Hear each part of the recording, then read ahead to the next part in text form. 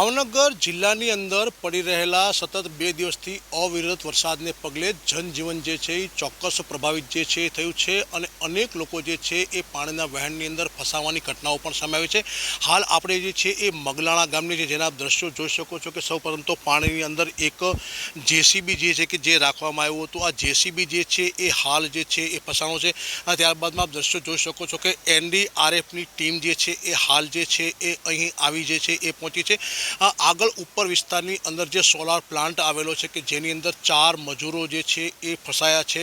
પરંતુ હાલ પાણીનો પ્રવાહ એટલો સતત વધી રહ્યો છે જેના કારણે રેસ્ક્યુની અંદર બાધા આવી રહી હતી। ત્યારે હાલ આપ જોઈ શકો છો કે એનડીઆરએફની ટીમ જે છે એના સભ્યો જે છે એ હોડી સાથે જે છે એ હાલ અહીં જે છે એ આવી પહોંચ્યા છે અને રેસ્ક્યુની કામગીરી છે એ હાથ ધરવામાં આવી રહી છે। આ સાથે સાથે કહી શકાય છે કે ભાવનગર જિલ્લાના મોટા ભાગના ડેમ જે છે એ પણ ઓવરફ્લો થઈ ગયા છે। એમાં સૌથી મહત્વની વસ્તુ એ પણ છે કે ભાવનગરની જીવાદોરી સમાન શેત્રુંજી ડેમ જે છે એ પણ આજે પ્રથમ વરસાદની અંદર જ જે છે એ ઓવરફ્લો થતાં એક પ્રકારે કહી શકાય છે કે ભાવનગર વાસીઓ છે તેની અંદર ખુશી જે છે એ છવાઈ જવા પામી છે।